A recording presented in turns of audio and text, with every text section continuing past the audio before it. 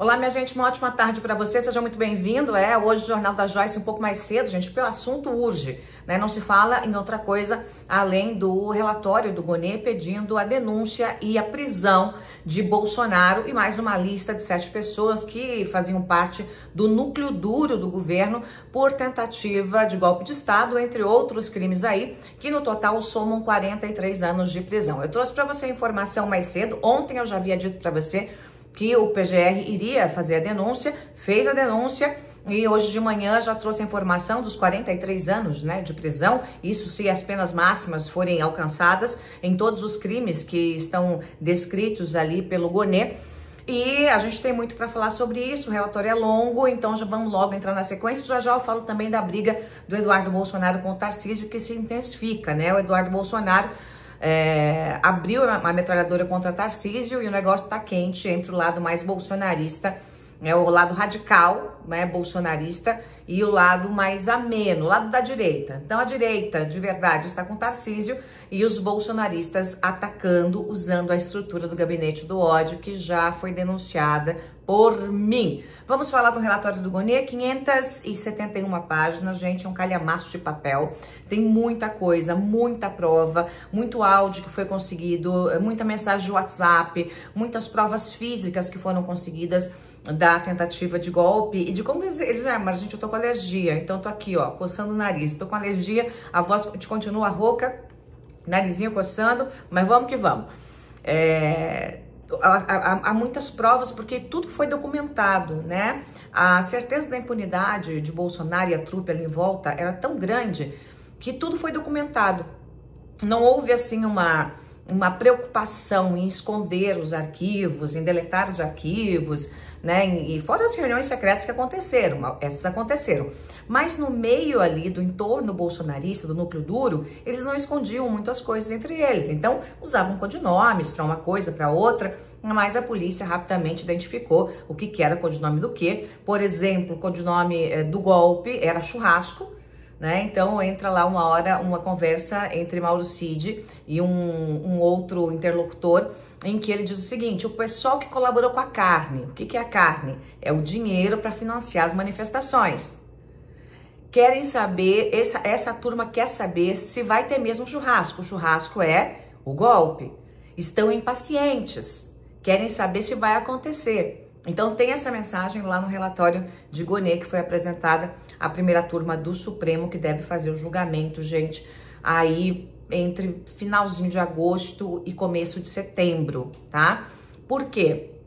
Porque a partir da denúncia feita agora, o Mauro Cid vai ter 15 dias para fazer a sua defesa, ele que é o delator e também colaborador, depende, né, de qual célula ali está sendo investigada, né? Ele atua como colaborador, como testemunha e como delator. E então depende muito, ele vai ter 15 dias para apresentar sua defesa, porque ele também está indicado aqui como integrante do núcleo duro, apesar de ter feito um acordo de delação. O PGR pede para que as benesses que foram oferecidas a ele em troca da delação sejam cortadas, sejam as menores possíveis, que ele fique um tempo na prisão, né? Então, e que não tenha perdão total de jeito nenhum. Então, quem vai decidir isso são os ministros, né? Obviamente, não se trata aí do próprio PGR.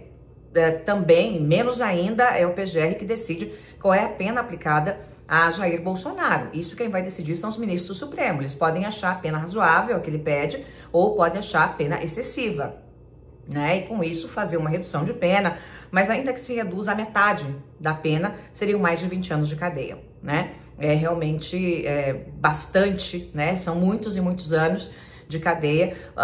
Já especula-se que isso pode ser transformado em prisão domiciliar, em virtude da questão de saúde de Bolsonaro, mas tudo isso é especulação lá para frente. Depois dos 15 dias que Cid apresentar aí sua defesa, abre-se mais 15 dias para que os outros denunciados agora também apresentem suas defesas. Só então o ministro relator começa a preparar o seu relatório, né, para apresentar para a primeira turma, para que haja o julgamento. É assim que vai acontecer, gente. É desse jeito que vai acontecer aí o andamento das coisas, tá?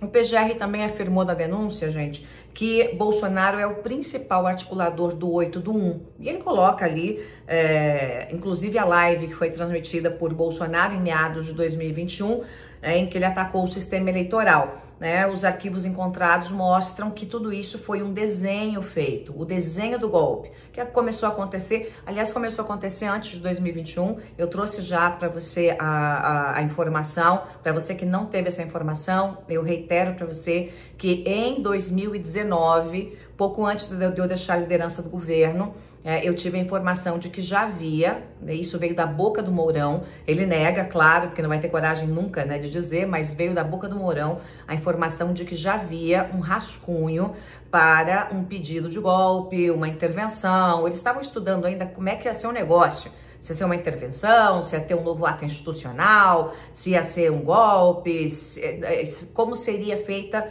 essa interferência na democracia brasileira desde 2019. E a discussão começou porque não havia uma relação boa entre governo e Câmara, principalmente. Então, primeiro era a Câmara, depois foi o Supremo. Então, essa discussão já acontecia, desde o começo do governo Bolsonaro. Eu fiquei sabendo ali por julho, eu não sei se junho ou julho, eu não lembro o mês exatamente, mas ou foi junho ou foi julho, foi um pouco antes do recesso. E aí eu imediatamente comuniquei o presidente do Supremo do que estava acontecendo e logo depois de aprovada a reforma da Previdência, deixei o governo e aí fizeram toda aquela campanha contra mim de ódio, de disseminação de fake news, dizendo que eu fui chutada para fora do governo, quando fui eu mesma que saí com as duas próprias pernas, lindas e maravilhosas, inclusive, com a cabeça erguida, coração tranquilo, espinha ereta. Foi assim que aconteceu, essa é que é a verdade. O resto é tudo balela, tudo mentira, tá, gente? Essa organização criminosa tinha muitos arquivos em WhatsApp, muitas conversas em Telegram também, tudo isso foi pego pela Polícia Federal e a investigação seguiu com essas provas todas. Então não tem muito para onde fugir, porque mesmo que aleguem inconsistências na delação do Mauro Cid, e ele fez 9 delações, 9 delações não, ele foi ouvido 9 vezes, foi ouvido 9 vezes pelo mesmo assunto, porque apresentava algumas inconsistências. Então, às vezes ele falava uma coisa, fazia lá o depoimento dele, mas escondia alguma coisinha. Aí a Polícia Federal ia lá e descobria uma coisinha que ele escondeu. Aí chamava ele, vem cá, filho, vem cá, que esse negócio aqui você não contou. Isso aconteceu, não aconteceu? Aí ele, pois é, esqueci de contar essa parte, esqueci. Então, por mais que ele estivesse delatando, ele foi fazendo uma coisa suave, soft no começo.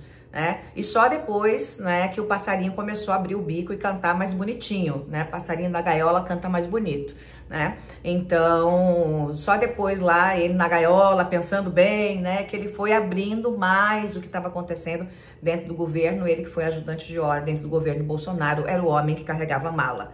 Cid, preste atenção, era o homem da mala.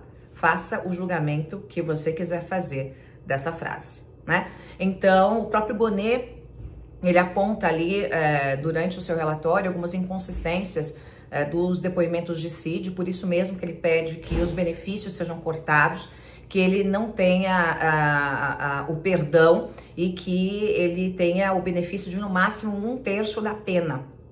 Quem vai decidir, repito, é a primeira turma do Supremo em relação a isso, tá? Aí também é importante colocar o papel do Centrão, O Centrão que agora tá pulando fora, do barco bolsonarista. É engraçado, porque o Centrão, todo mundo dizia no começo que o Bolsonaro era incontrolável, Aí, não, mas eu acho que o Paulo Guedes vai controlar, em algum momento, não, a Joyce vai controlar, em algum momento, não, o Augusto Heleno vai controlar, em algum momento, e as pessoas que tentavam controlar o incontrolável eram afastadas, E de repente entra o governo, o Centrão no governo, sai um general que estava na Casa Civil e entra o Ciro Nogueira, que é o rei do Centrão, O rei do Centrão é o Ciro Nogueira, sempre é governo, independente do governo. Então o Centrão entrou com esse tom de dar um controle maior aos arrobos do Bolsonaro, aquele governo que era absolutamente esquizofrênico, né? Mas o Centrão, na verdade, controlou apenas o orçamento, né? E deixou que a coisa acontecesse, né, do jeito que Bolsonaro queria. Então, os líderes do Centrão, o Ciro Nogueira e aquela tropa mais próxima do Ciro, todo mundo que estava dentro do palácio sabia dos arroubos de Bolsonaro e sabia, sim, do desenho para que houvesse o golpe. Eles tinham a informação, mas em troca de controlar o orçamento de grana, que é o que o Centrão gosta, grana, grana, muita grana, eles fecharam o bico, fingiram que nada estava acontecendo, talvez nem acreditassem que isso se tornasse uma realidade, né, que houvesse realmente uma tentativa física, não só na internet, mas uma tentativa física de abolição do Estado Democrático de Direito, de forma violenta, com invasão à sede dos três poderes, né, mas o fato é que o Centrão, que deveria controlar Bolsonaro, controlou o orçamento, fechou o bico, né, e com isso, mesmo sabendo, né, fez aí, eu não vou dizer que prevaricou, porque prevaricar é um bom nome para isso, né? Prevaricar é um bom nome para isso, sim. Aí eu quero falar para você dos 7 nomes, além do Bolsonaro, que estão nessa denúncia toda. A Gonê pede cadeia para todo mundo. O Alexandre Ramagem, né, que foi da BIM e que também montou uma BIM paralela que seguiu desafetos, inclusive essa que vos fala. O Almir Garnier, que foi o comandante da Marinha. O Anderson Torres, ex-ministro da Justiça, né? O Augusto Heleno, eu tô rindo aqui porque o Anderson Torres, né, foi o que comandou a investigação contra mim na época em que eu fui agredida, né? E eu sei quem foi, do jeito que foi, como foi, né? Como é que foi armado tudo. Falei isso para quem, né, eu devia falar e a resposta na época foi: você tem provas? Se você não tem provas, vão cassar o seu mandato. E esse alguém que eu falei na época foi o Arthur Lira, né? E quem investigou o caso, que diz que na verdade foi uma queda da própria altura, né? Foi exatamente o Anderson Torres, que na época estava no governo do Albanês. Então é engraçado porque, obviamente, eles sempre me perseguiram, como é que iam investigar, se envolvia, inclusive, né, havia ali da turma próxima deles gente com o rabo preso, né? Mas noves fora, o assunto é outro. Augusto Heleno, que foi ex-chefe do GSI, o Mauro Cid, ex-ajudante de ordens de Bolsonaro, Paulo Sérgio Nogueira, ex-ministro da Defesa, e o Braga Neto, que foi Casa Civil e também foi candidato a vice de Bolsonaro. Todos esses estão no pacote de denunciados com pena de prisão. Tá? Então, essa turma aí, essa primeira turma, núcleo forte, núcleo duro em torno de Jair Bolsonaro. Enquanto isso, gente, continua-se com a preocupação do tarifaço, né? São os 2 principais assuntos hoje do dia. A gente precisa dormir com essa, né? Que só esse assunto aí do tarifaço já tá realmente dominando o noticiário, mas mais essa questão do Bolsonaro, né? Mas junto disso aí tem o tarifaço e junto do tarifaço as mexidas no tabuleiro de xadrez, tanto do governo Lula, através do Alckmin, quanto do governo de São Paulo, do Tarcísio, o governador Tarcísio, né, fazendo reuniões com empresários. Enquanto isso, Eduardo Bolsonaro esperneia, feito um doidão, assim, um bebê chorão, e entra em rota de colisão com o Tarcísio. É muita confusão, eu vou explicar direitinho para você. Vamos lá, gente. Vamos começar pelo Geraldo Alckmin. Geraldo Alckmin, agora à tarde, está em reunião com um grupo de empresários do agronegócio, né, o setor exportador, né, com diversas, exporta suco de laranja, exporta açúcar, exporta carne, exporta café, né, exporta um monte de coisa, exporta milho, exporta um monte de coisa. Então, eles estão em reunião agora e mais cedo um outro setor da indústria esteve em reunião com o Alckmin, né? Também participou o atual presidente da Fiesp e também da CNI, a Confederação Nacional da Indústria, além de vários representantes do setor. A reunião, segundo o próprio Geraldo Alckmin, na sequência, foi muito boa. Os empresários pediram a Geraldo Alckmin que ele tente negociar com o governo Trump mais tempo para que o tarifaço entre em vigor e também uma tentativa de diminuir essa alíquota, né? O tamanho dessa tarifa, que é de 50%. Então, os empresários estão nessa expectativa. Enquanto isso, Lula e Alckmin disseram que vão encaminhar uma segunda carta para o governo Trump, que tinham encaminhado uma primeira carta quando veio a sanção de 10% para o Brasil para tentar negociar, mas que o governo Trump, mais de 2 meses depois, não respondeu a essa carta e que vai encaminhar uma segunda carta com os argumentos mostrando por que é prejudicial também para os Estados Unidos esse tarifaço e que a balança comercial sempre foi favorável aos Estados Unidos, ao contrário do que Trump disse e tem dito, que a balança comercial é desfavorável aos Estados Unidos. Não é verdade, né? Os Estados Unidos têm um lucro gigantesco, né? Uma balança comercial, nós realmente trazemos muito mais os Estados Unidos para cá do que mandamos para lá. Então, essas verdades técnicas estarão nesse documento. Mas tem uma outra estratégia que o governo quer usar para tentar persuadir o Trump, para tentar fazer com que ele, na marra, repense. Fechar forças, unir forças com o empresariado americano que depende de produtos brasileiros. Né? Por exemplo, café. Donos de grandes redes de cafeteria, Starbucks da vida e outras, né? Que precisam do café do Brasil, né? Quem precisa da carne do Brasil, né? Aqueles todos que trabalham com hambúrgueres, né? E com outros produtos que vêm da carne bovina.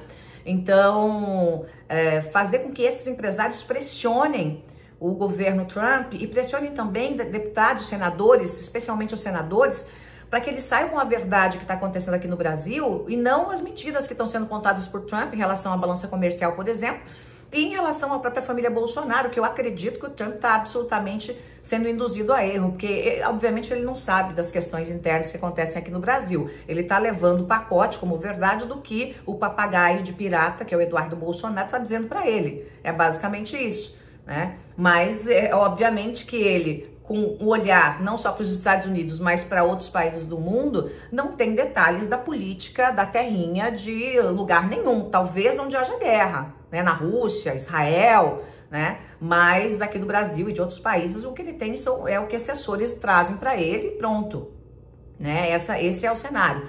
Então, o governo quer trabalhar com esses empresários americanos e também com empresários americanos que estão no Brasil para fazer essa pressão no Congresso para que esses empresários e também o Congresso façam pressão em cima de Trump, né? E essa pode ser uma boa solução, uma boa estratégia para esse problema, porque quando vem o empresariado pressionar, a conversa muda de figura, né? E o empresariado realmente está muito preocupado. Tem várias áreas aí, vários setores da economia brasileira falando em perdas aí de milhares de empregos por setor, que pode chegar a milhões de empregos. Então, se Deus quiser e se o Trump ouvir um pouquinho e se o governo trabalhar direito, pode ser que a gente tenha uma saída para isso, né? Ou então aquilo que eu falei ontem para vocês, né? O Bolsonaro fazendo lá o joguinho, né? A novelinha dele, pedindo pro Trump baixar as tarifas. Em nome do Brasil, eu, Bolsonaro, abro mão da minha liberdade em troca de você baixar as tarifas, querido Dear Donald Trump. Gente, por favor, né? Eu vou falar uma coisa para vocês. Essa gente é tão previsível que, pelo amor de Deus. Mas vamos lá, vamos falar de Tarcísio. Tarcísio também fez reunião com empresários hoje, mais cedo, às 10 da manhã, reuniu com 20 pessoas, tá? 20 empresários dos mais diversos setores, conversaram sobre a situação. Também há uma predisposição do Tarcísio de conversar com empresários fora do Brasil, nos Estados Unidos, mesmo com o governo Trump, trabalhar empresário com empresário, empresário brasileiro, setor brasileiro com o setor americano, unir forças para fazer pressão. Então essa é uma boa saída, já que São Paulo é o maior pedaço do Brasil quando o assunto é exportação, quando o assunto é dinheiro, quando o assunto é PIB, né? O governador de São Paulo é um segundo presidente da República, né? O governador de São Paulo é um segundo presidente da República, porque tem um mando sobre realmente muita coisa sobre o PIB nacional, né? São Paulo é a locomotiva que arrasta o Brasil, então, que leva o Brasil para frente, essa é São Paulo, né? E São Paulo tem que ser respeitado, o estado de São Paulo tem que ser respeitado pelo tamanho que tem, do ponto de vista econômico, né? Que é realmente o Brasil, né? O PIB brasileiro não seria o que é sem São Paulo, nem de longe, mas nem de longe, né? Seria um PIB nanico, né? Então São Paulo tem que ter voz sim. E o governador Tarcísio está tentando remendar a lambança que ele fez, porque quando o Trump anunciou o tarifácio, ele saiu lá comemorando na internet, nas redes e tal. Então aquela roupinha de estadista que ele estava vestindo, ele pegou e rasgou a roupa de estadista e jogou fora. O empresariado ficou pé da vida, né? Porque tava com aquela expectativa de Tarcísio 2026 e tal, e vamos lá, vamos apoiar o Tarcísio. Quando o Tarcísio fez isso, o empresariado viu, opa, ele é farinha do mesmo saco do Bolsonaro, que é doidão. Então, veio prejuízo para o Tarcísio, né? E um prejuízo grande para ele. E eles têm institutos de pesquisa que medem os assuntos envolvendo o governo todos os dias, né? E ele viu que isso pegou muito mal para o governo. Então, ele está tentando agora remendar a roupa de estadista que ele rasgou, né? Mas está conseguindo fazer lá seu chuleio, né? Seus remendos. Então, com essas reuniões com o empresariado, tem pegado bem, né? Lógico que em Brasília a avaliação é outra, o governo do PT sempre vai querer criticar, piriri, pororó, isso é esperado. O que não é esperado, ou não era esperado, né? Era que a trupe bolsonarista Eduardo Bolsonaro entrasse na linha de frente, batendo de frente com o governador, né? E foi o que aconteceu.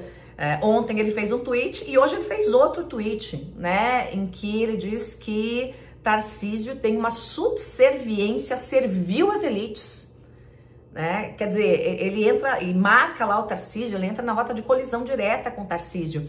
E aí o Tarcísio começou a ser criticado depois que anunciou essa reunião com os empresários. Ele já fez uma reunião anterior, né?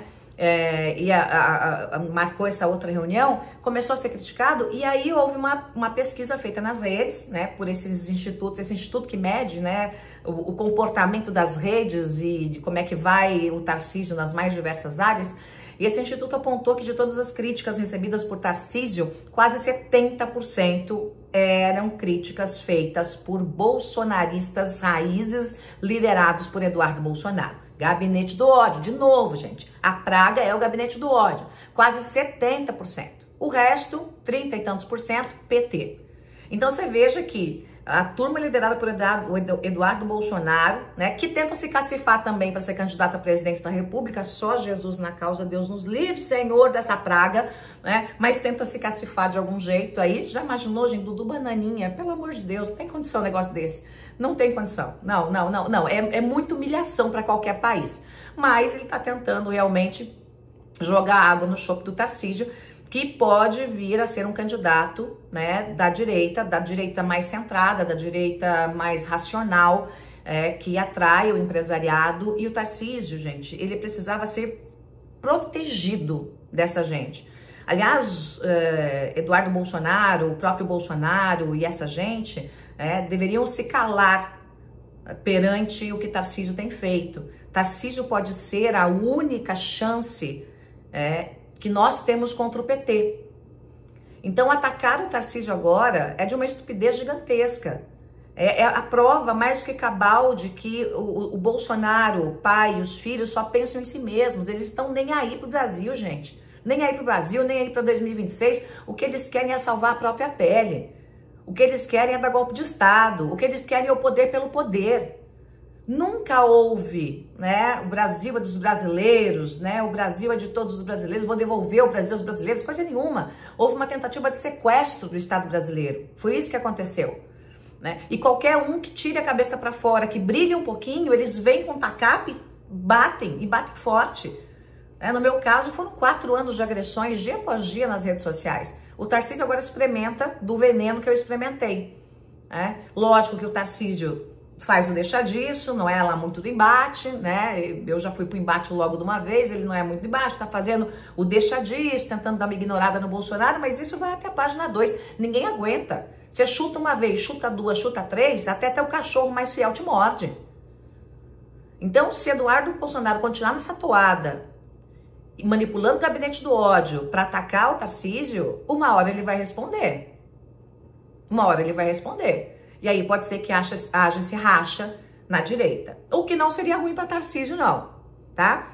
Até seria muito bom que viesse um candidato bolsonarista bem radical, como é o próprio pai ou os filhos, viesse Tarcísio de uma direita moderada e viesse lá a praga do Lula do PT, né? Porque nós teríamos com certeza essa direita moderada como eleito presidente da República do Brasil, e o Tarcísio é um nome que precisa ser poupado para isso. Ah, Joyce, mas você não tem nenhuma questão com o Tarcísio? Eu tenho várias, mas nenhuma suficientemente grande para que eu diga que ele não é o candidato ideal para liderar esse processo de uma direita racional que possa vencer o Lula nas eleições em 2026. Gente, sabe que eu falei tudo? Hoje eu tô assim, só na anotaçãozinha, ó, só no bloquinho, aqui nos bloquinhos, né? Tô no Rio de Janeiro, gente, por isso que eu tô aqui, ó, no quarto de hotel, a estrutura tá toda de qualquer jeito, tô gravando do celular, né? Então, tô no Rio para um evento muito bacana, eu conto detalhes para vocês depois, mas por enquanto, ó, bico de siri.